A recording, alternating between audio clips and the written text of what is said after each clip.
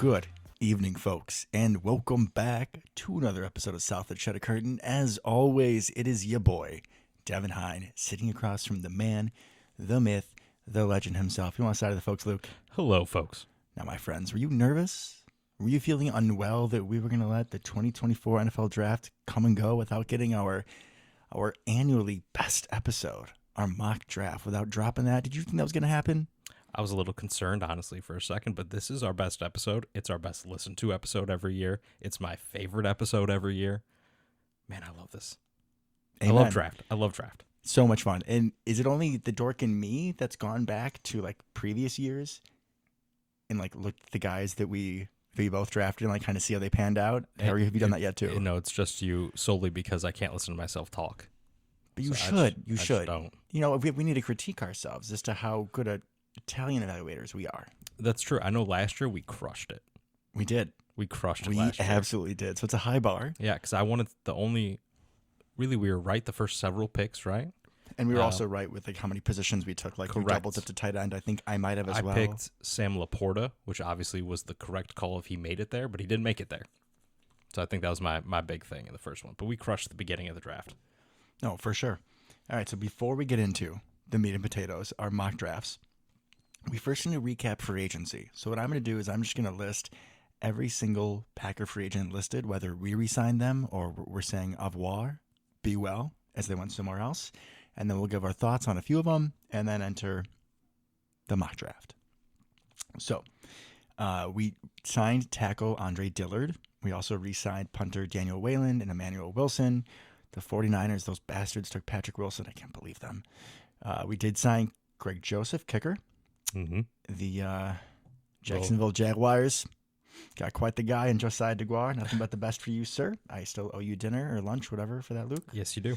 Hey, I don't think he reached the 500, 300, whatever yards. I don't think he made it over 30. I think we started at 500 and lowered it to 300. Yeah, I don't think he made it to 30. It started hot.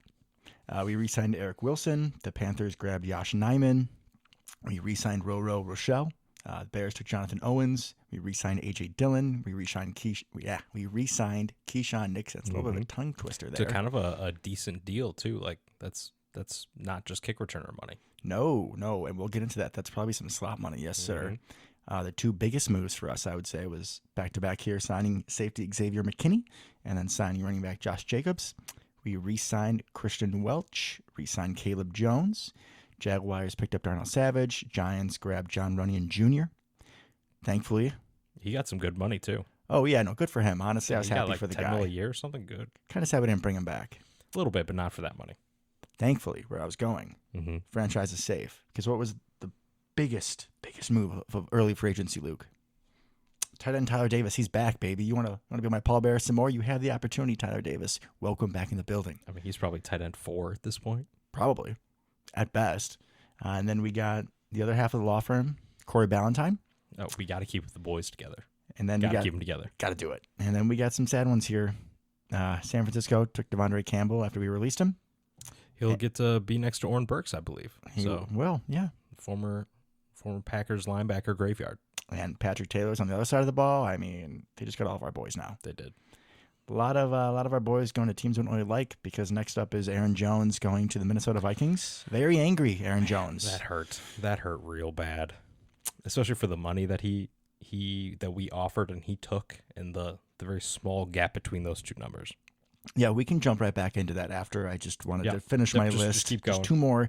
Bakhtiari was released. He is still on the open market. All right. And Rudy Ford is still an unrestricted free agent. Kind of surprised we haven't brought him back yet, but I would say I'm like 60 to 70% sure we're going to bring him back after the draft. Yeah, I think we probably bring him back, and I think you're spot on. We probably bring him back after the draft, depending on how it goes. And I don't know how you have it going for us, but how many safeties we take may play into that. Oh, for sure. Because right now, who all do we have? We have McKinney, AJJ, and Benny Sapp. That's 3. I think we need at least 5.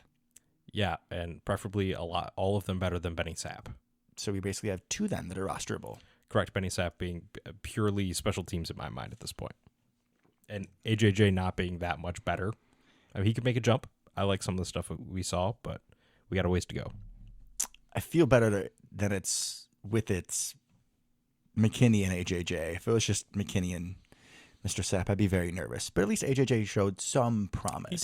He did. He absolutely did. Okay, let's go back and touch on a few of those, shall we? I mean, I think for me, the biggest one is, you're feeling real good. You get Xavier McKinney. Yeah. And the Josh Jacobs move seemed a little weird, but I was like, all right, like Josh Jacobs and Aaron Jones, like that could be a really sick. Best running back tandem in the league. Yeah, right? That was a beautiful hour we had. Thunder and lightning, and you're thinking like, well, it was a little bit of a down year. And take some carries off both of them. Exactly. Right? And they'll both be fresh. It was like putting peanut butter and Nutella together, man. It was just going to be a beautiful combination. It's going to be phenomenal. And then it was just ripped away from our arms when you realized that in order for us to get Josh Jacobs, we had to say goodbye to Aaron Jones. And that was a gut punch. Heartbreaking. I mean, UTEP, right? I mean, from day one, we called him UTEP because that was the draft. We took 3 running backs, Jamal Williams, Aaron Jones, and Devontae Mays. And to make life easier, since we already had Aaron, called him UTEP. Yes, sir. I'm going to miss him. I'm not happy to see him. I kind of hope he gets injured and misses both games. That's dark, but I understand it because honestly, some of the tweets and just stuff that he was putting out after everything went down, understandably so, he was a little emotional. He was a little angry, as I would have been too, and he's coming for blood. And honestly, I don't blame him. And of course, I would never be rooting for the Vikings, but like, Aaron Jones, get yours, my guy. I hope that they win like 3 games and he has 1,500 yards. That's my hope for him. It's just when you think about both of these players, right, and the timeline, what makes this so painful is that Aaron Jones was taking people's souls At the the end of last the season, 6 or 7 weeks of the season. He was And phenomenal. I hope that you would consider me an Aaron Jones fan. I Yeah. hope that you know that I appreciate his game. But you, sir, are #1 fan of Aaron Jones. I've been a huge fan since day one. I was pissed when McCarthy kept using Jamal Williams for no apparent reason. Mike McCarthy must have been really big into like Yu-Gi-Oh and all that shit that Jamal Williams was in. Honestly, probably. But Luke, I really saw it the last 6 or 7 weeks. And when we went into Dallas, man, on that 2 a.m. podcast I dropped, I was like, I think he's going to do something. Yep. And he did. And he done did. And he always does against Always Dallas. does. And he always does when we need him. And then Josh Jacobs, who had a wonderful season in 2022. Led the league in rushing. Thank you. We're always on the same wavelength. We're reading my mind, sir. And then 2023 had a decent season, but a relatively down year. He also has Jimmy G playing quarterback for him. And despite having Devontae Occasionally. Adams, occasionally, or AOC, Aiden O'Connell. Or Brian Hoyer for a game. Brian Hoyer, legend. But he faced a lot of crowded boxes. And we could be getting in the territory of, when you have these guys who have such high volume. Mm-hmm. I'm hoping this isn't going to be like a DeMarco Murray situation where he had 3 or 4 years of being the guy with that many carries. We'll see. Now, we did bring back A.J. Dillon, which it's nice to have the familiarity in the backfield, but A.J. Dillon just feels like a shittier Josh Jacobs. Yeah, so I believe I texted you and JP about this a little bit, saying, like, we have Thunder and slower Thunder. Right. That's pretty much what we have now. I like A.J. Dillon as running back, maybe 3. Yeah, that's fine. Is if you need some pass pro, just let him be a bruiser a little bit, which he isn't great at, but hey, he's got to do something. And he was basically free. Like, I don't know if you remember the deal we kind of brought him back on, but it was super weird, right? It was like this super intricate, right? Yeah, it was like this 4-year player thing where you can only do if a player plays with you for 4 years and you re-sign him, but like his value's not going to be over this much. So we're paying him like $2 million, or he's getting $2 million, but only $1 million counts on the cap, which is like for a running back who has any skill, fine. That's like barely over vet min. That'll do. So absolutely for that amount, 100% bring him back. I just don't want him to carry the ball nearly as much as last year. Yeah, or why don't we just, as a Packers organization, maybe we just don't give him the ball in the first few months, and then like November, December, I'm good with that. Let him carry, because that's when he actually seems to remember how to run the ball. I'm absolutely good with that. Xavier McKinney, we should probably bring up a little bit, right? That was a huge splash for us. Did you catch when we hired Jeff Hafley, him talking about like what a perfect safety is, and he was literally describing Xavier McKinney word 100%. For word. Guy is a ball hawk. He had a couple picks against the Eagles late in the season. He is an aggressive run defender. He is instinctual. It's a little weird to see a franchise let go of somebody that young, entering their He's prime. 24. I mean, most guys in free agency are more like Josh Jacobs' age, where they're 26, which is still your prime. But Xavier McKinney's just the beginning of the prime. And to add to the folk legend that he will become, in my book, as a safety for the Green Bay Packers, Lucas Mueller, what will I bring up? What does he have? That means that he is automatically a thumper. Dreads. He's got dreads, and he's got some color in his dreads, and he has earned those stripes. Pun intended. And he's not the world's biggest thumper necessarily play style-wise. He can do it. But he is the perfect center fielder for this defense. Like we talked last time about open field, middle field open, middle field close concepts, right? He is perfect to play if you want to think about it, the kind of Earl Thomas role. Yeah. Right, in this defense. So the eraser. Exactly. So we don't know exactly how much in the box, out of the box type stuff we're going to run, but you need somebody back there that can cover a ton of ground, has phenomenal instincts, and is a ball hawk, and that is Xavier McKinney to a T. I mean, he was arguably the best safety in the league last year. Mm-hmm. And for us to make that big of a splash in free agency, awesome. Yeah, I'm real excited to have him. I know that I get more excited for social media little tidbits than a lot of people do. I tell my dad, and he's like, Devin, I don't give a shit. I'm like, well, Dad, I do, and it's exciting. There was a nice picture of him and Jair walking into whatever organized meetings in the past couple weeks. Yeah, it was good nice. to see. That was wonderful to see. And I think having an actual good safety back there will hopefully allow the corners to play so much more aggressive, which all of them seem to be better at. At least we think. We're about to find out, but at least to the best of our knowledge, Xavier McKinney being the eraser on the back end should let them be much more aggressive on the front end. For sure. All right, some other, we didn't have really, besides those two, really big, sexy signings, but a couple that I want to touch on, or you jump in somewhere first? I just want to bring up Andre Dillard a little bit. Okay, yeah, Mr. First Round Bust. Yeah, Which reclamation project, maybe? Huge bust. Reclamation project. Sounds like we got him pretty cheap, which is great. He went early. First round pick in 2019. So he was drafted by the Eagles. Like top 10-ish, right? They let him go, after 2 or 3 years. He went to Tennessee, and it was terrible. Guys, I'm not going to lie to you, got his ass kicked. I believe in 2 of the games he started, he gave up 3 sacks. Yeah, he gave up 12 sacks total. I mean, that's hilariously bad. I mean, we didn't have a lot of other tackle depth. I mean, Caleb Jones is back, but Yash Yimon, who was our swing tackle. Luke Tenuda's back.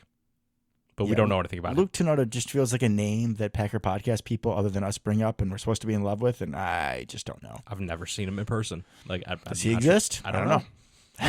The Packers seem to like him, but I don't know if he's a person or not. I have no idea what he looks like. Mm-hmm. But Andre Dillard it's kind of a reclamation project. Just take a flyer. If he's terrible, you cut him before preseason's over. Fine, whatever.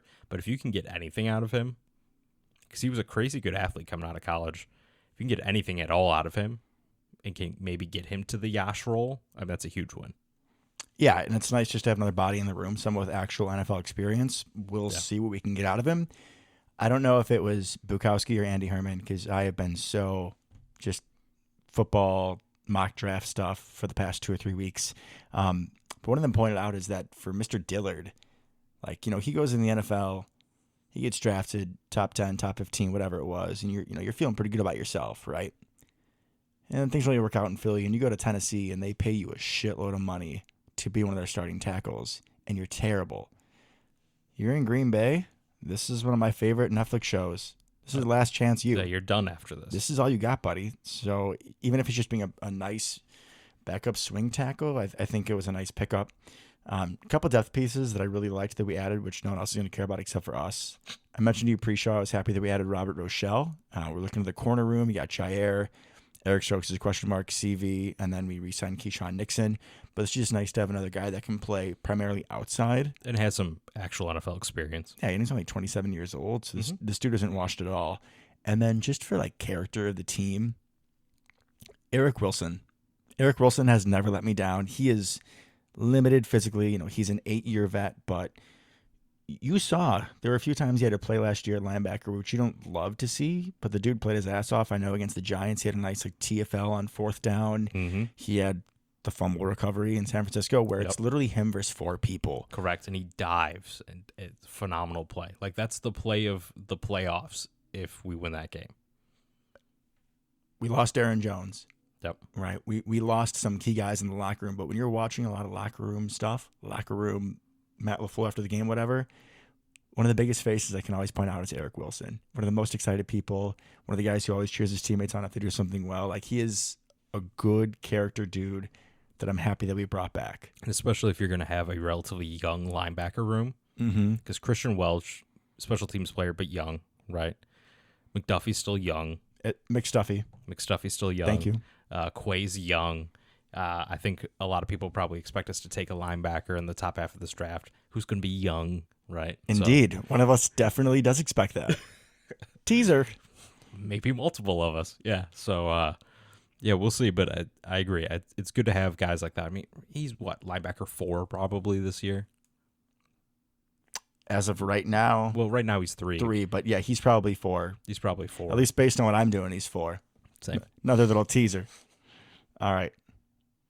To the draft we go, or anything else you wanted to hit on? I guess Keyshawn Nixon, I should jump on that real quick, because like you said, he got legit money, not just to be a special teams guy, but also a starting slot corner. And Halfley was all about it. He was really excited with this aggressive play. There's been some talk about with Halfley's system, could we get a little exotic? Could we move him back to safety? I don't know, but don't do it. But we keep hearing about the positional flexibility, and maybe if you aren't going to base align him at safety, you can have him drop back. You can kind of move some things around. You know, I feel like his first year playing in the slot, I didn't love him. I thought he was a lot better last year. Am I prisoner to the moment of the Kansas City interception? Potentially. Probably. But I also, to your point a little bit, he was very aggressive, I felt.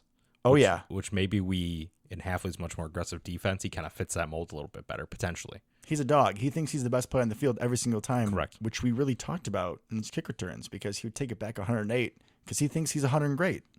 And also the kick return rule changing. Like, this is having good kick returner may make a huge difference now, because we're actually going to get a lot of them. And we have one of the best in the league. And we still have Eric Wilson. And he's Tyler Davis. And because I think the way the new kick return rules are, you're going to want a lot of... You need to have vision to be any kind of kick returner, right? But I think having almost more of a running back mindset to it, because it's going to be more like a defensive line or an offensive line in a big scrum, right? That's what it's going to look like versus potentially varying levels and much more spread out. So I think that the way he attacks kickoffs will be hugely beneficial. Not just him being a great kickoff returner, but I think his vision will be supremely important. Agreed. Like, for instance, I don't know if, and I could be completely wrong here, but I don't know if, like, Jacoby Jones would be as good in the new kickoff system. I feel like you kind of got to be able to read an offensive line a little bit. And Keyshawn... with how it's set up, yeah. It's a different skill set. And I feel like Keyshawn probably has a little bit more of that just from, the teasers we got on offense and all that kind of stuff. So, little jet sweep action, yes, sir. So it's just my 2 cents. So we begin? Yeah, I'm going to let you go first. I suspect our first couple picks may be pretty similar. All righty. So I stuck and pick. Luke and I kind of talked about our strategies. I also stuck a pick just in general. I'm going to lay this out there. I did not make a single trade. I believe we will make a trade, especially at the 25th pick. Oh, yes. Because you've seen the stats, right? It's some stupid, 17 of the last 19 years the 25th pick has been traded. And with the guy that I want, and I think the guy that probably you want and the guy that all Packer Nation should want, I highly doubt will be there at 25. And as Luke and I also discussed before the show, there's a lot of picks here.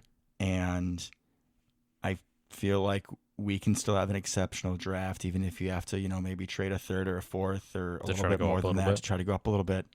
And I'm going to bring up a couple of things that if I decided to trade, I would have done, I think, at one instead of who we probably both picked. Okay. But yeah, we have 11 picks total for anybody paying attention at home, and that is a lot of picks. All right. So, last year, Lucas, we talked about a mythical creature, the Loch Ness Monster, did we not? We did. I would like to bring up another myth. And let me ask you, often when a quarterback throws a pick six, when he's brought to the sideline, what do you think that he said about the defensive back on the play? He might have said... I didn't see him. DB Cooper. Guy kind of... I knew you were going Guy here. kind of vanished out of thin air. Jumped out of an airplane. I think he hijacked the plane or made him give him some money or some shit, right? Yeah, he stole some money, somehow jumped off a plane or Jumped out something. of a plane. and just disappear into thin air. You know what's weird? Maybe he flew out of that plane like a goddamn Hawkeye, because that's exactly where we're going, folks. We are going back to the state of Iowa, as Brian Bulaga would say it. And we are taking DB, also known as... He would say, Iowa. DB, don't ruin my joke, defensive back, Cooper DeJean out of Iowa, baby. We're going back. He is a 6 foot, like I said, defensive back, either corner, safety. You can put him in the slot, you can put him outside. He can play anywhere. Hell, put him at nose tackle. I don't care. Weight 203. He has a 9.85 RAS score. We want to talk about an eraser. Now he says he's 6 foot, right? He looks like a little dude out there, but he's got, like, height wise, but he's got a mass about him. Dude's big. And dude's built. He plays angry. He's gonna come up and hit you in the run game. He's great with angles in the pass game, especially in zone coverage, keeping his eyes on the quarterback. And then when he gets it, he's Nick Collins. Like, he's taking it to the house. He's phenomenal. And he's also a returner, right? Yeah. He had a couple kick returns for a touchdown, I believe. So he's a phenomenal returner. Or punt returns. My bad. Had a couple interception returns. Had apparently the best one erased, if I remember correctly, on some sort of penalty. He's phenomenal. Spoiler alert, I also picked Cooper DeJean here. And before we get to my turn, I'll kind of go into other hypothetical situations, just because otherwise I'd just say ditto and we move on. But I think incredible athlete, has incredible vision. I'm going to pause you for a second. Yeah. So stop right here. With what we have on the team and taking Cooper, I'm forcing you to put him in his position right now. Where are you putting him today with the current roster? Man, that is very tough. I think realistically, not necessarily where I'd want him to be. Fair. But I think realistically, given some of the stuff we just talked about, safety. Yeah. Yeah, I think that's maybe not his best position. I would want him probably at nickel. Splitting time with Keyshawn? Yeah, but I don't think we're going to do that, not to start the year anyways. And depending on how the rest of the draft goes, the cupboard's pretty bare at safety. So I think that's his best chance, unless there's an injury to Valentine and Stokes isn't fully back or whatever, right? But yeah, foot to the flame, that's probably where I put him. So crazy athlete, right? Absolutely crazy athlete. He's a RAS good god. Size. He is. Now, however, didn't do any agility drills, and his main gripe against Cooper is he is a little stiff in the hips. So he doesn't have quite the fluidity, quite the agility. Which may also push to him playing safety a little bit more. They're usually a little bit less fluid. Correct. At least in a slot corner, for example. Because you have to turn and flip the hips far less frequently, right? Correct. Now, some of this is also up in the air because we haven't seen the defense yet, right? We don't know exactly how we're going to run the safeties. There's a couple different ways to do it. We've talked about it a little bit before. There's also what they call the rock and roll, right? Which you've probably heard of. Mm-hmm. So instead of having one do one thing and one do the other thing, they will just kind of flip them, right? Pre-snap, one will be deep, one will be up, and then they can just swap. Gutekunst was even asked in like the pre-draft questions this week about like, hey, you have McKinney there, and then do you want another safety who's more of a box guy or center fielder? And he's like, you want as many guys that can do as many things as possible, because then you are not going to be predictable by personnel, which is huge. Correct. So like you normally think of in our defense like this, you think of the easiest example is the Seahawks in recent memory, right? So you have Earl Thomas, Cam Chancellor being essentially the box, a linebacker. Yep. Right. And then Earl Thomas being the one running around doing everything in the back end. It does kind of sound like we're not going to necessarily roll that way, which is interesting. I still think we may want someone that's a little boxy, and I don't think Cooper's a box guy necessarily. I don't think he can't do it, but I don't think that's necessarily a strong suit either. We're just kind of back to the hips thing. He played a ton of zone in college, right? And since we're going to be going to a little bit more man, there's some questions there on some fit potentially. I think the value's 100% there. He's the kind of person that at the end of the day, despite fit, despite maybe some agility and fluidity issues, you just want that dude on the field because he's going to find the football. He's going to find the ball carrier. He's going to make a play no matter where you put him. He could start for us at outside corner. He could start at slot. He could start at safety. I'd be happy with all three. Amen. Amen. Did you want to go into some of your other? Yeah, just a little bit. So I think just me personally, there's been a lot of talk about offensive tackle. I don't think we necessarily need to do that in the first round. It's a very deep class for offensive linemen. Some interesting tackle prospects a little bit later. But I really like a different cornerback, potentially. So there's kind of Terry and Arnold, who's going to go way before us, right? You got Kool-Aid McKinstry, who's probably going to be our range-ish, both from Alabama. My guy, I think, is probably Quinion Mitchell from Toledo because he is more athletic than Cooper. I think he is a crazy athlete, being a little bit slept on because he's from Toledo. But you look into some of his stats, and they played, I mean, MAC teams play big schools, right? I believe he played Ohio State and shut him down. So you look at some of his stats, you're talking about like under 50% completion percentage, under 50 passer rating, like stupid stats. I really like him. So he's a crazy athlete. Doesn't seem like there's a huge market necessarily. There's also Wiggins, the kid from Clemson, who's too skinny. We're never going to draft him. No, he's tiny. But somebody might. We have Eric Stokes. We're good there. Yeah, Stokes is just thicker Wiggins and probably worse, but speed-wise, they're there. Anyways, but I think Mitchell's really interesting. He's probably not getting past the Colts, realistically, because they're even more athletically. They're looking for even better athletes than we are in the first round and have a need there, so I'd be surprised if he gets past them. But if he does, I'm all for maybe doing a little something, giving up one of our extra picks to try to go get him. I think he would be, I mean, he's taking over for Valentine 100%. You're going to Jair, Quinion Mitchell, you figure the rest out there. I think he's a very good player, and I'd be interested in potentially moving up for someone like that. We're not going to move up for an offensive lineman. There's no point. Even at 25, we'll have a couple good options, I think. You may have Amarius Mims, who's probably too big for us. You may have Tyler Guyton, who's also maybe a little big. Jordan Morgan. Like, you got a bunch of options there. That's assuming none of the big ones fall, like Fuaga or Fashanu. And with the tackles, unless that report of us moving Zach Tom to center is like legit, like how much of a positional difference are you making this team better? Like at corner, like you said, if we draft your guy, Quinion Mitchell, he's a starter across from Jair, and it can be lockdown. That can be special. Cooper DeJean, you can put him at several different positions, and he's automatically a starter. At tackle, I'm not positive that it is. And this is a team that is very close. And this is a very pivotal draft. Yeah. We're in striking range this year. We hit on a few of these guys. We saw it in 2010 with, Clay Matthews, BJ Raji. I'm not trying to put too much pressure on you here, but like, I don't want to tackle in the first round. Especially if we get some impact players first round. And a lot of the offensive tackles that be around for us are projects. Like Amarius Mims, Tyler Guyton could be special down the line, but they have a lot of work to do, right? Which I don't hate if they're there at 41. I think I'm good with it there.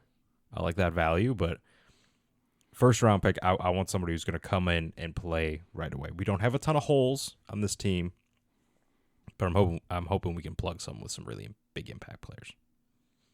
Round two, yeah. Speaking of big impact.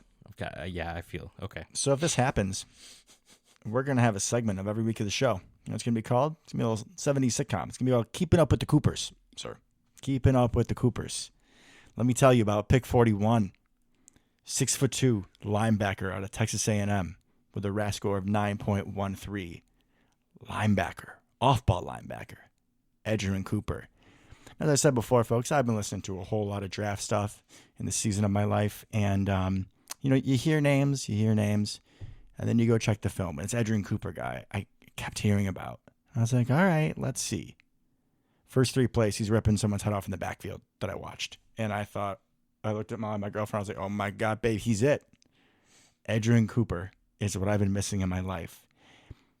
He reminds me of a better Quay Walker. Just as aggressive, usually not as stupid. He has good vision. A little smaller. He can attack. He penetrates holes really well. He is a good blitzer, but I've also seen him. So is Quay. He's reading bubble screens. He's reading dump offs. Like, he's not horrible in coverage, which you would second round linebacker. You'd maybe think he has to have more deficits. Not, like you said, he's a little smaller, 6'2", 230. But I mean, plays with a fire and an intensity that sends a message and sets a tone. And Gary, but he doesn't play enough because I feel like he's always hurt. Like, we don't really have someone on that side of the ball, other than Jair when he does his gritty, but then he's hit or miss. Like Edgerrin Cooper, he comes over, man. I think he's a team captain very early on. He is a tone setter and a difference maker. Spoiler alert, I picked Edge Cooper as well. How long do we keep this going? I don't think this has ever happened. I think this is probably the end of it because I was surprised the next guy was there for me. But anyways. Well, same, actually. Uh-oh. So Edge Cooper, right? Yeah, he's Quay Jr., more or less, right? A lot. If you like the good parts of Quay, you're gonna love Edge Cooper. He's a little bit smaller. He does get into some issues with that at times because if there's a pulling guard, he's not gonna just throw the shoulder and take him on, right? He's gonna try to Olay the dude, which sometimes is great. Sometimes though, you need someone to just stuff the guard and the next guy to make the play, realistically, right? Or try to shed it.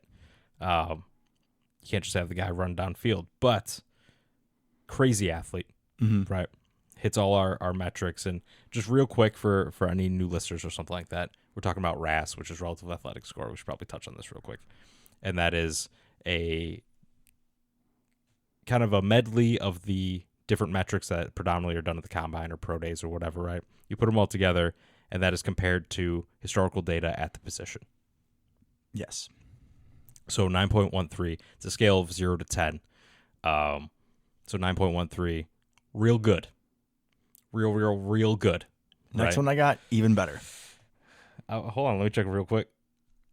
Oh, mine's not. Okay, so we don't have the same person All right, next. it's a little different. There we go. But yeah, crazy fast, really good instincts. Like I said, everything you like about Quay, you like about Edge Cooper. Probably a little bit more instinctual, a little bit smarter overall. He's got the same raw tools in coverage where I think he can be good in coverage. If you go back to Quay's rookie year, you have that play of him chasing. It was stride for stride with Saquon down the sideline. He was right there for sure. Quay's not that good in coverage all the time, but he can be. He can be. And Cooper's kind of the same thing. All the tools are there to be phenomenal in coverage. He's just not quite there yet. But yeah, I'm really excited if this is our pick, right? And I think you talked about Goody kind of talking about, well, we're looking for safeties, and he said that we don't necessarily want a thumper as our second linebacker, right? So if you think of McStuffy or we had B.J. Goodson and all that kind of stuff. Those guys are like downhill run defenders, and that is it. Which we need, though. So McStuffy is super important, especially if you have two linebackers that aren't as good in that department, especially if Edge Cooper's one of them who's not necessarily going to take on the blocks as much. But if we're going nickel, we're going to have two linebackers out there. You can't have. Yeah.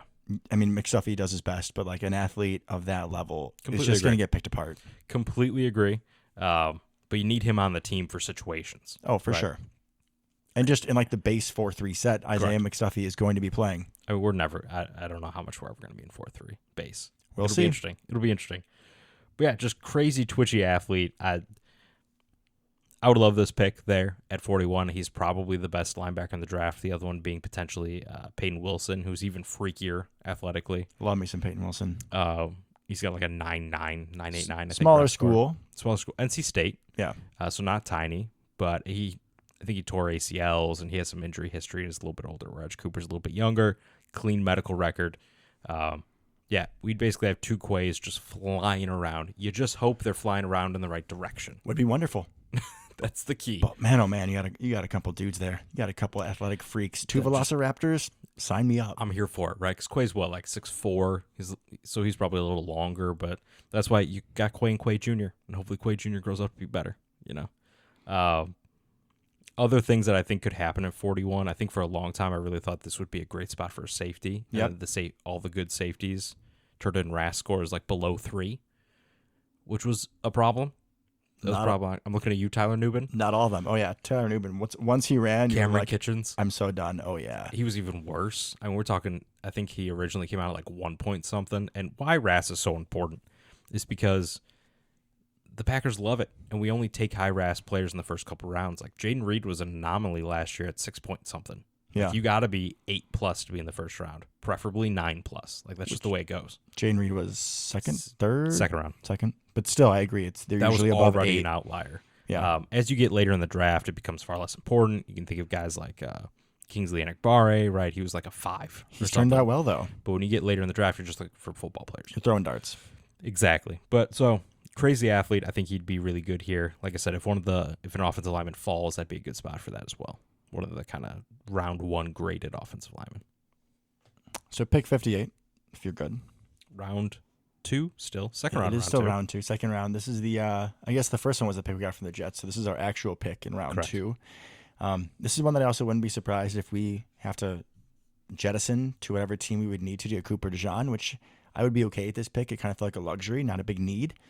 But talking about that 4-3 defense, it gave us a little more depth. I'm taking Michael Hall Jr., defensive tackle, Ohio State. Hey, we had him in for a top 30 visit. We did. All right. Preach a little bit about Michael Hall. So Michael Hall, you know what he reminds me of? He's a supercharged Carl Brooks. Man, I love Carl Brooks. Or a shorter Ed Oliver. Okay. I mean, Ed Oliver's not very big, but fair. Okay. So he's 6'2", 299, RAS of 9.57. He's definitely someone who does better against pass blocking than run blocking. It seems like he's gotten sorry, not blocking. You know what I'm saying? He's a better rusher of the passer. He's like a disruptor, right? Yes. So think of like Devontae Wyatt-esque.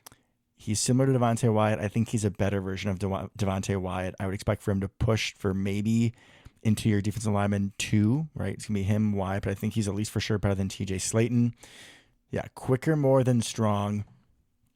So he's got to cut through and knife blocks.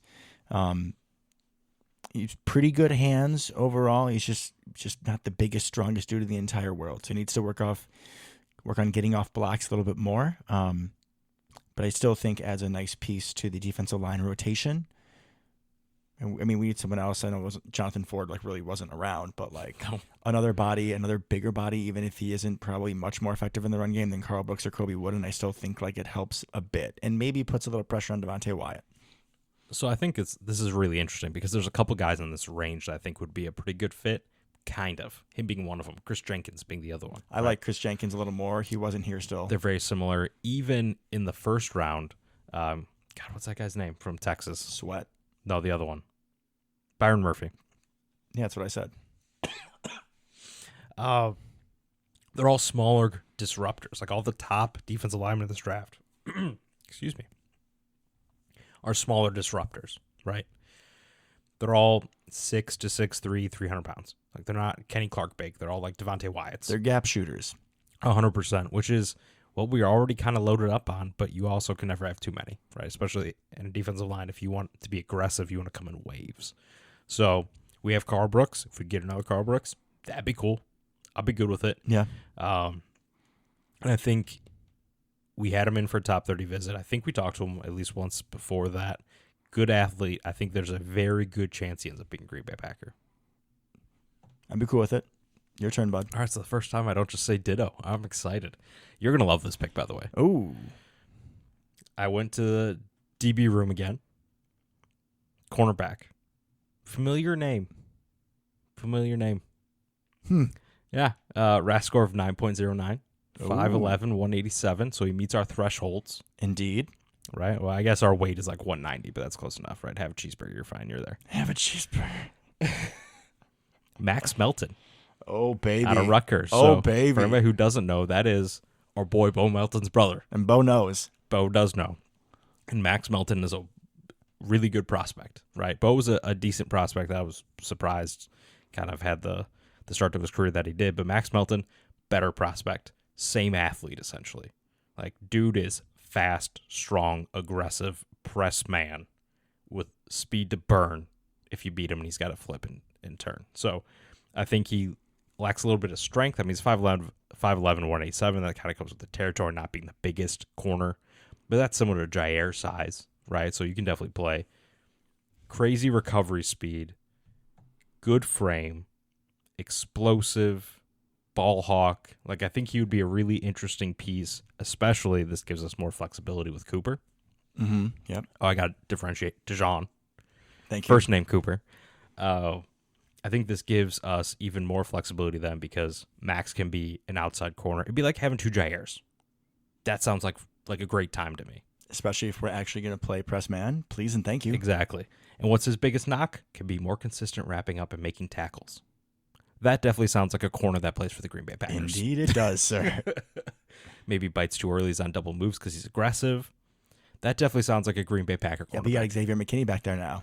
Exactly. You got DB Cooper, man. All of a sudden he's gone and he's there. Like he's just Exactly. out of thin air. He's got some potential to play the slot as well if we decide to go there. So kind of keeping a little bit with the flexibility. I think he's an outside corner, but you could slot him inside as well. Good athlete, crazy speed. Slot him inside. See what you Slot did him there. inside. There we go. Ball hawk.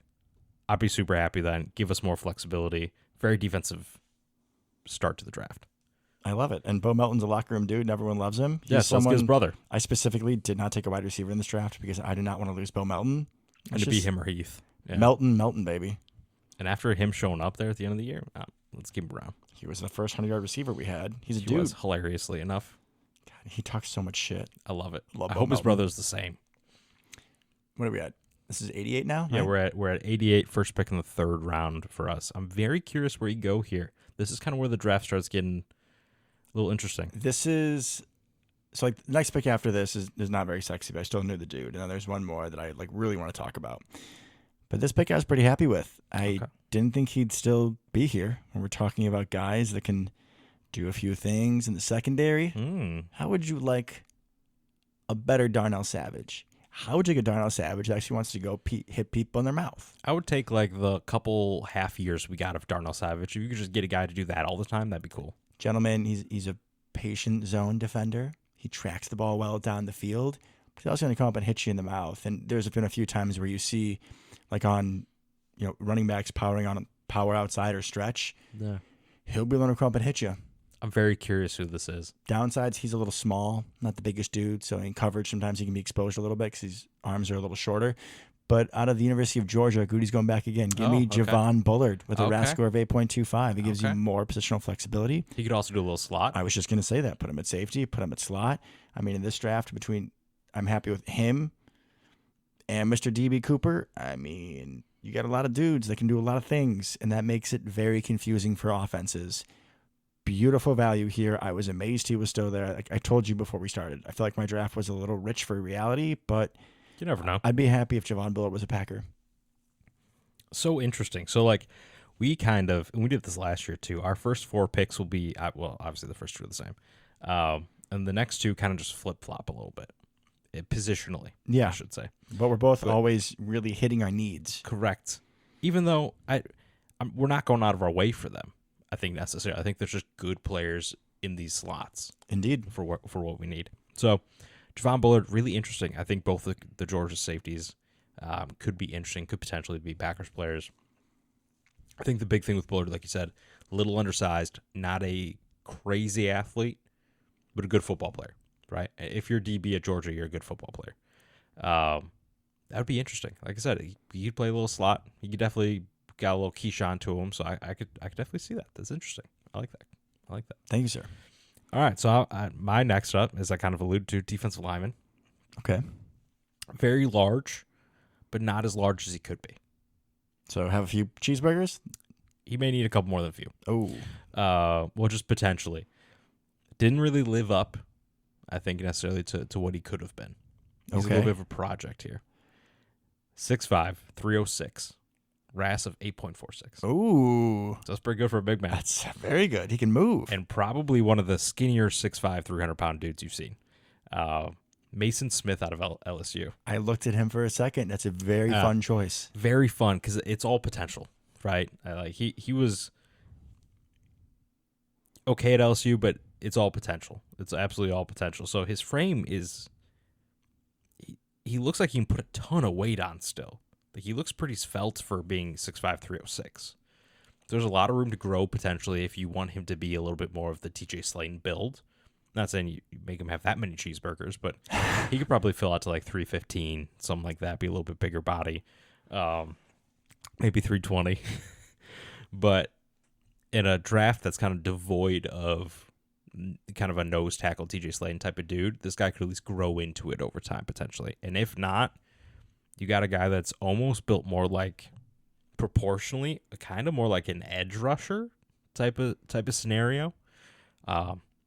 Just how he's built. Very interesting, freak athlete. I think they kind of, some of the comps, the main comp here is like if he hit his ceiling, he's Stephon Tuitt, which would be phenomenal. Stephon Tuitt was always a steal throughout his career. Absolutely. Sneaky good. Absolutely. And he was crazy athletic for his size and just very quick for being such a large man. And that's kind of where Mason Smith could end up. So put him as a little bit of a freak project there and kind of let him sit behind some of the other waves of bodies that we've accumulated over the last year or two. Let him develop a little bit. I think a little bit down the road he could be a monster. I like it. And like you said, it kind of gives you some flexibility in pass rush. You can have a few different looks. You can help keep the guys fresh as well. He could definitely play inside or maybe really, really beefy end potentially. I figure at some point you probably got to pick a direction for him to go physically, but that's not a today problem. But with that RAS score too, you can stunt more with someone that big. You know, it's not just like go plug. You can move around a little bit. Right, exactly. All right, so at pick 91. I'm going to start slowing down here on my analysis because this is not as deep. Well, we start getting to people that I'm going to be honest, I don't know who the last like two people are, my guys, but continue. So I hope you got to know my boy SVPG. The center from Georgia. You're insane. Yeah, I thought that was going to be funny. The reason why I said it, folks, his name is Cedric Van Pran Granger. Sounds like he was someone from Harry Potter. A little bit. Gryffindor. All right. Yeah, he's a center from Georgia. Can he play guard? He's a center. Okay, well, then I like this pick a little bit less. I figured it just added another depth piece to the line. I guess you could maybe start over Josh Myers and then you upgrade positionally. If you could push Josh Myers, that'd be good.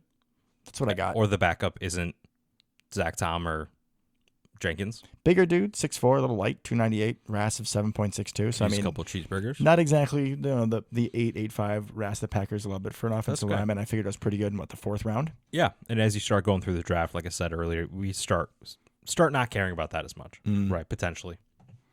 You're up. I really like this pick. I'm not gonna lie. We're going back to the secondary. This is my third secondary player in 5 picks. 6'1", 211, RAS score of 897. Out of Washington State. Jaden Hicks.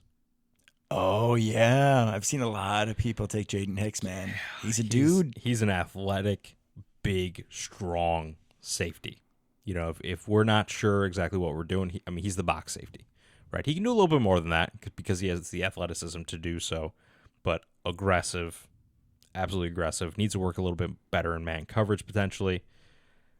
But I think he's coming down and he's hitting you a little bit. I feel box defender for him big time. Not saying he can't go deep, but like that's where he's going to be at home. Yeah, once again, going back to the Seahawks, right? He's not as pigeonholed as Cam Chancellor, but I think he's going to feel very comfortable in the box. If you're a slot receiver, you're going to notice when he steps up. Yep. You're going to be thinking about it. You're going across the middle. Yep. You might see a little T-Rex arms. He blitzed a little bit too, kind of coming off the edge, so I think you got some flexibility there. He's definitely a player. Him and I didn't take him, so I'm going to talk about him here. Cole Bishop. Ooh, yep. Similar guy, even better athlete. If we could come out of this draft with either one of those two, I feel good about having a very athletic box safety that you can kind of teach to play a little deep. And Cole Bishop, he's like 6'2", 6'3". A little bit bigger and ran a 4.45. Mm-hmm. I mean, out of Utah, that's another guy I really like. He wasn't here. This 88-91. Normally he's not here. He's going in like the 70s a lot in these mocks. I think realistically we would probably have to take him in the late second round if we want him. We with that 58th pick. But I really like Jaden Hicks as kind of a consolation prize for that. Give me a freak to kind of just roam the middle of the field there. Love it. I love that pick. If he was still there for me, I might have taken him as well. I mean, I guess I already have 2 safeties, whatever you call Cooper, but I liked it a lot. Good pick, buddy. Thank you. All right. Now we're at 126, and when you're sitting here, folks, you're looking at my draft, right? I mean, yeah, we took the new fan favorite, SVPG, Gryffindor's finest, as a center, right? That's the only thing I've really done for the offense, right? And I was just thinking, like, Devin, what would be the right thing to do? Oh, here? My God. Did you really? What would be the right thing to do? And I thought the right thing to do would be to get Aaron Jones Light as an absolute speed demon at 126. I'm doing the right thing. This is hilarious. And I'm taking Jalen Wright, running back out of Tennessee. He's 5'10", 210 weight-wise, RAS of 9.81. And honestly, that's a little bit of a letdown. I thought he was going to run faster. He ran a 4.38, and that was slow for him. And I'm hoping your head's not spinning, but watching the tape, he looks like Aaron Jones. He's got explosiveness. He's got good pop. He's got good vision. And then he's going to carry a defender with him a little bit longer than you think that he should. You think that he would? He's definitely kind of like a Aaron Jones. He's got a little bit better top end. Aaron Jones, Alvin Kamara type of, who also went to Tennessee, but similar size. He's definitely in that ballpark, 100%. And he's my favorite running back in the draft, I think, because I don't want Thunder, Slow Thunder, and Thunder the Third. We need lightning. And there's no better lightning in this draft outside of maybe Isaac Guerrero. That guy. Out of Louisville. Yep. Who's really old and couldn't really cut it due to injuries at Wisconsin. Went to Louisville, blew up, crazy athlete. I'm taking Jalen Wright 100% of the time, just like I did in this mock at 126 as well. This is unreal, folks. This is unprecedented in the history of South of Cheddar Curtain. Yeah, we got 3 of the first 6 that are the same. But yeah, like I said, he's so athletic, and I just want somebody to be a burner out of the backfield so bad with the other 2 that we have. Josh Jacobs has more pop than A.J. Dillon, but we are missing pop so bad, and Jalen Wright is the perfect player to fix that for us. And you could start him easy. You could start him. He doesn't need to be a bell cow. I love scat backs. I've 100%. always wanted scat backs. Give me Giovanni Bernard. Give me Darren Sproles. Give me Felix Jones. Jonathan give me these Franklin. little guys. Yeah, Jonathan Franklin. R.I.P. Don't even go there, dude. I love that guy so much. He was perfect, though. Oh, he was perfect. R.I.P. Jonathan Franklin. He's alive, but he retired. Hey, he had like one game, Cincinnati. Yeah, Cincinnati was glorious. All right, so since we have the exact same pick again, let's go on to 169. Yeah, I really love Jalen Wright, though. I mean, that's one of my favorite picks in this draft. I mean, he's number 3 for me for sure. I mean, the what did I call it? Keep it up Cooper's with your the favorite. Coopers. Yeah, Both of Cooper's them. your favorite. Ridiculous. All right. At 169, not a big need, Okay. but I saw an athlete that I liked. Hey, at 169, you're taking that 100% of the time. So kind of reminds me of Joe Tryon Sharenka of the Buccaneers, edge rusher, got a lot of versatility to him. I took Brennan Jackson, edge out of Washington State. Okay. 6'3", 264. He's got a RAS of 8.42. That's good size. We like a little bit heftier edges. Yeah, he's got some good speed, good power, nice motor. There were several plays. He also kind of reminds me of Nessie a little bit too. Okay. Which is the motor that gets him home, right? Like he's blocked, he just keeps going, works to the edge, and then finds his way home. Cover a couple fumbles, got his hands up in the air, batted a couple balls. I think he'd be a nice rotational piece. He's probably then edge rusher 3, 4, maybe takes any Bari spot. But we're gonna see how much when he comes back, what he looks like. But I mean, maybe Preston's gone after this year, so I just like More the than depth. likely. No, I agree. And an edge rusher is kind of something that I would have liked to take by now, and I just didn't really happen. So we diverge here again. I took Zach Zinter, guard out of Michigan. Okay. We got to replace JRJ with somebody, right? So you might as well replace him with another Michigan man. Just kidding. Hopefully Sean Ryan's I was gonna awesome. say Sean Ryan. Hopefully he's awesome. But you never know. I also believe, if I remember correctly, Zach Zinter has a little bit of center potential here. So 6'5", 309 to never ask, but Big boy. it's pretty big, right? So not somebody that you expect to play tackle, but probably could play the 3 middle positions. We have good luck with middle round linemen. And we love that flexibility. We do. Gutekunst does. We talk about it all the time. Honestly, the center that I took, I thought he was both. So that's why I took him. I think he's straight up center, Oh, but that's okay. So yeah, I think good size. Let our offensive line coaches kind of go to work on him a little bit. for these last 4, are you okay if we just a sentence or 2 at most? Just go through them real quick because I don't have much. I actually really like my next guy, but yeah, that's fine. Okay, we can do one more of that. So Well, I mean, do whatever you're comfortable with, man. With all right, what you brother. know. I just happened to remember watching the next guy at the combine and be like, ooh, I like that. all right, I'll keep it real as I always do.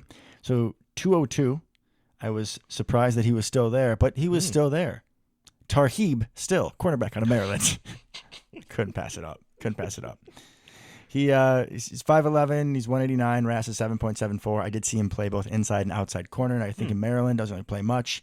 He had a couple of nice pass breakups on Mr. Marvin Harrison Jr. I don't know if you've heard. He's kind of a good receiver. That's a good sign. I mean, this is like a 6th round pick. I was like, yeah, why not give us a little more corner depth, another option. Yeah, absolutely. Maybe beats out the law firm, but I doubt it. Maybe he's on the practice squad, and then when Eric Stokes just breaks his leg tripping over something in week 2, maybe then he just called gets up. activated. That There we could be. go. That could absolutely be. I thought Jalen Wright wasn't enough. So I'm back to the pool a little bit. Attaboy. Goody likes to attack things in numbers, as we've learned over the years, right? He does. With the whole Rashawn Gary, Zadarius Smith, Preston Smith free agency / draft. We've done it before with wide receivers multiple times, right? With the whole Jamon Moore, MVS, EQ draft. We've done it with running backs with Jamal Williams, Devontae Mays, and Aaron Jones, of course. So I want another burner. So I want to get another burner. 5'11", 209, RAS of 9.78. Ooh. I know. A little bit older. I believe he's going to be 24 at some point during the rookie year. Out of Purdue, Tyrone Tracy Jr. Never heard of him. And that's fine, because what I remember, former wide receiver, actually, but he's 5'11", 209, so that's pretty good size. I'm okay with that. Another scat back type of guy. Remember watching him at the combine, and he just looked a little different for most of the guys. There's a lot of kind of a little bit slower bruiser guys in this draft, right? And Tyrone Tracy looks super comfortable catching the football. Former wide receiver, and you can tell that. Very comfortable running routes, catching the football out of the backfield. Very, very smooth. And all the rushing drills as well. Effortless speed. Another pop guy. Give me more big playability. I think he could definitely be a steal and contribute early on in kind of like certain packages type of situation. We put him in for certain things where he can kind of use that versatility with the former wide receiver background. I like that. I like that a lot. Like Me a little too. Ty Montgomery, maybe the better version, right? Exactly. He definitely more pop than Ty. Ty wasn't slow. This dude's fast. This dude's straight fast. So I would like a supercharged Ty Montgomery. 100%. That's why let's get 2 fast running backs. We got 2 slow ones. Let's get 2 fast ones. Well, now that our pretend fullback is gone, we got another roster spot. We can That's true. Keep somebody else. All right. So for my last 3 picks, I'm just going to bang them out real quick. 219, 245, 255. Took another linebacker for depth because we're talking about, I did take Adrian Cooper, but that's still 3 with then Christian Welch is the only other one as a stand-up linebacker. So I took Omar Speights out of LSU. Okay.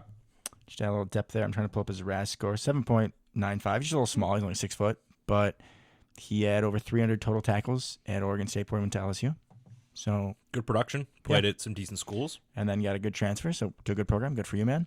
And then I realized I hadn't taken any offensive tackles, so I figured it would have been crummy if I didn't. So I took Frank Crum, offensive tackle out of Wyoming. I couldn't pass it up. And then Mr. KT Leviston, offensive tackle out of Kansas State. And I'm guessing you're laughing because you took him too, not because you think I'm that funny. I got Frank Crum at 219. Yeah. That's a reach. You could have had Omar, my guy. Have you seen Frank Crum's flow? I don't think you have. I knew he was going to be there still. Did you see his flow? I have not. Did you see his RAS? Yeah, I did. 986. Pretty good. He's 6'8". He's 6 great. So I took Frank Crum at 219, offensive tackle out of Wyoming. Saw him at the combine as well. Hilarious flow. He's got like platinum blonde flow, like curls. It's kind of weird looking, but I'm here for it. So we love offensive linemen with hair. We also love offensive linemen from out west. Holy shit, he's the pick. Oh my gosh. Frank Crum. You're that dude. If you've never, just picture what you think Frank Crum would look like. Throw it out the assuming he window. has- Throw it out the window. Well, just That's not a Frank Crum. I don't know what this is. That just Frank Crum, I feel like he's like a dark Italian, beefy, like, I don't know. see, I'm not sure I see mobster. that. I think they're Frank? just out from the middle of nowhere. Frank? Frank Crum. I don't know, dude. He's not a Frank. He's like way too blonde to be. You ever seen a blonde Frank before? It's like blonde mullet flow. It's phenomenal. Oh my gosh, he's like a super pink face, like me if I'm out in the sun for 10 minutes. So when I saw that he was available, I'm like, hey, I'm taking that guy. Plus, like I said, we love offensive linemen from out west, Wyoming, west. Smart, very smart. Thank you. Then at 245, I took Eric Watts, edge from UConn. Is he electric, Luke? Jokes are for you, Devin. Jokes are for you. 6'5", 274, 831 RAS score. I think that's a really good size for an edge rusher for us. I think there's a couple guys earlier.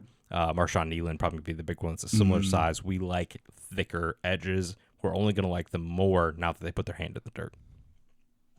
And then, hey, we talked a little bit about going back to a little bit of a Ron Wolf early Ted Thompson strategy. So we got to take quarterback, right?